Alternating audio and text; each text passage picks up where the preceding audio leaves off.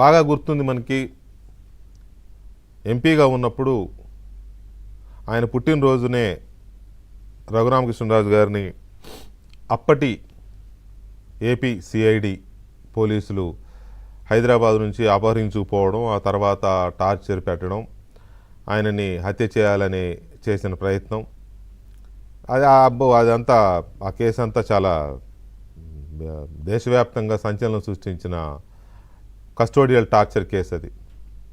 So అది అప్పటి నుంచి ఆ దర్యాప్తు కొత్త ప్రభుత్వం వచ్చిన తర్వాత స్వయంగా ఆయనే వెళ్ళి గుంటూరు పోలీస్ స్టేషన్లో కంప్లైంట్ ఇవ్వడం, ఆ తర్వాత దర్యాప్తు చూస్తూనే ఉన్నాం మనం. ఇందులో చాలా మలుపులు ఉన్నాయి.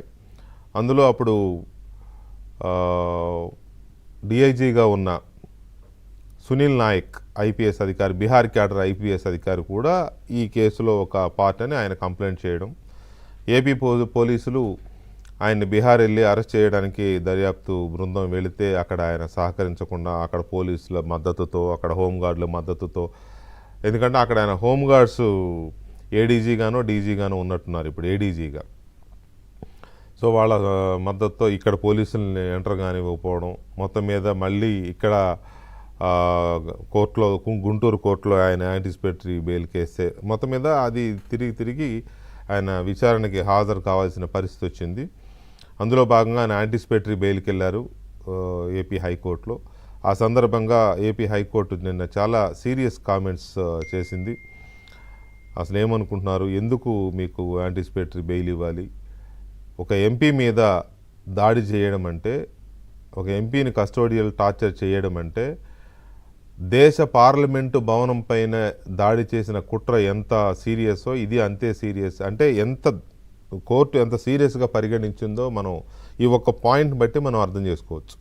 పార్లమెంటు మీద దాడి, పాకిస్తాన్ ప్రేరేపిత ఉగ్రవాద మూకలు చేసిన దాడి ఎంత పాశవికమో, అంటే ఇది చెప్పకపోయినా పార్లమెంటు మీద దాడి అంది కోర్టు, అంత దారుణమైన కేసు ఇది అని కూడా మాట్లాడారు, కామెంట్ చేశారు. కామెంట్ చేసి అతన్ని ఇవాళకి వాయిదా వేశారు. ఇవాళ వాళ్ళ లాయర్ గారు బిజీ అంట, 15వ తారీఖు వస్తారంట, అందుకని 15వ తారీఖు వాయిదా అడిగితే కాదని జూలై 3కి ఏదో వేసినట్టున్నారు. సరే, ఎనీవే, సో ఈ మొత్తం ఎపిసోడ్ మీద మనతో మాట్లాడడానికి, దాంతోపాటు ఇంకా చాలా అంశాలు, ఈ కేసుతో ముడిపడి ఉన్న అంశాలు ఇవన్నీ మాట్లాడడానికి, ఇంకా పొలిటికల్ అంశాలు కూడా చాలా ఉన్నాయి రఘురామకృష్ణరాజు గారు మనతో షేర్ చేసుకోవడానికి.